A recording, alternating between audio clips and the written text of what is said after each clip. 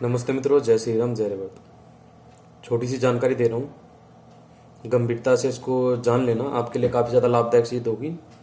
जो ये खांसी है, जुकाम है, ठीक है ना, आदि आदि जो समस्या है कफ की और कोई भी समस्या है, ये आपको बिल्कुल भी नहीं होगी, ठीक है। क्योंकि ये मेरा कई सालों का अनुभव है, तो मैं आपको वही जानकारी देना चाहूँगा।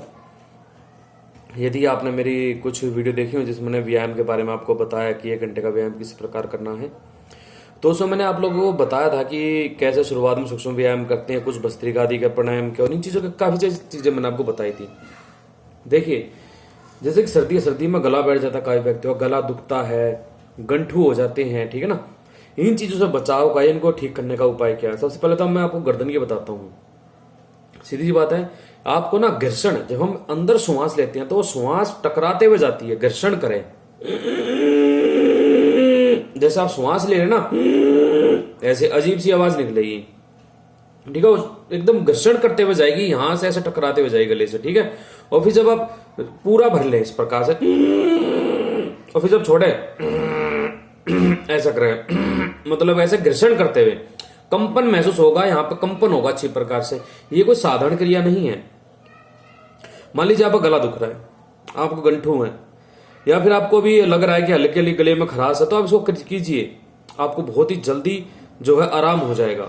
और यदि आप इसको रोज करते हैं ना, इसका रोज अभ्यास करते हैं, 2 से 3 मिनट यदि आप शुरू में इसको कर लेते हैं सूक्ष्म व्यायाम के बाद में उस समय, तो आपको कभी यह समस्या नहीं होगी।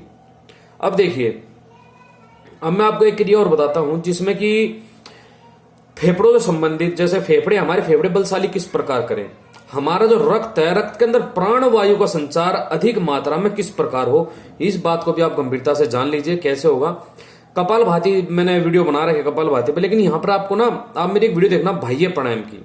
बाह्य प्राणायाम में हमने क्या करना होता है, पहले पूरी श्वास लेनी होती है, फिर एक बारी में निकाल देते हैं, जैसे कि उल्टी करते हैं। अब आपको कपालभाति इसी प्रकार करना है, आपको जल्दी जल्दी नहीं करना है, आपको श्वास लेनी है,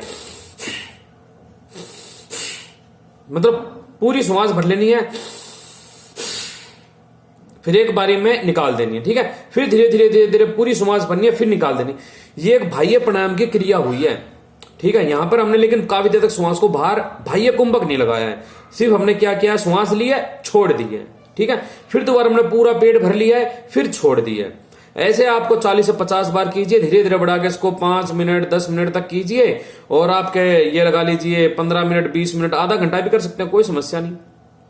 मैं इस क्रिया को लगभग 20 मिनट 25 मिनट 15, मतलब 15 से 30 मिनट के बीच में मैं इसको करता ही करता हूं, ठीक है ना। उसके बाद मैं बाह्य प्राणायाम आदि करता हूं, तो ये आप कीजिए, बिल्कुल साधारण सी क्रिया है। बाकी और जैसे मैंने बता रखा आपको कि कुंभ के साथ व्यायाम कीजिए, 2 क्रिया जो मैंने बताई है ना, इस तरीके से बाह्य प्राणायाम के तरीके से कपालभाति बताया जो आपको, और जो आपको एक गले की क्रिया बताई है, ये 2 क्रिया आपको ना बहुत ज्यादा बचाएंगी, ठीक है ना, जुकाम से बचाएंगी।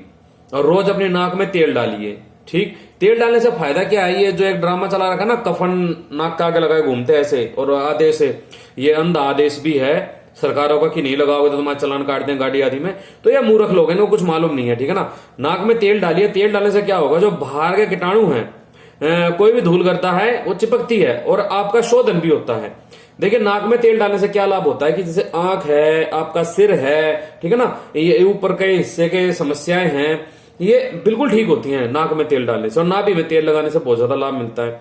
तो आप ये कीजिए और प्राणायाम कीजिए इस प्रकार से। मैं तो ये कहता हूं कि आप जैसे कि ना आधा घंटा तो आप ये इस तरीके से कपालभाति वाली क्रिया मतलब धीरे धीरे बढ़ाइए, एकदम से मत बढ़ाना, ठीक है ना। शुरुआत में कुछ मांसपेशियां खींचेंगे या पेट में दर्द से वो होगा, ऐसा मत करना, धीरे धीरे बढ़ाना। शुरू में आप ना 20 बार कर लेना उस तरीके से कपालभाति, धीरे धीरे बढ़ाकर 1 महीने में आप इसको 15 मिनट ले जाना आराम से, कोई दिक्कत नहीं। लेकिन धीरे धीरे बढ़ाना, ये नहीं कि आप एक ही दिन में बढ़ा रहे हैं, ठीक है ना। धीरे धीरे इसको करने से आपके फेफड़े बलशाली बनेंगे और बिल्कुल एकदम स्वस्थ रहोगे। और मेरी वो वीडियो देख लेना, 1 घंटे के कुंभ के व्यायाम किस प्रकार करने हैं वो देख लेना, और मैंने वैदिक प्राणायाम की प्लेलिस्ट बना रखी है, वहां पर जाकर प्राणायाम देख लेना।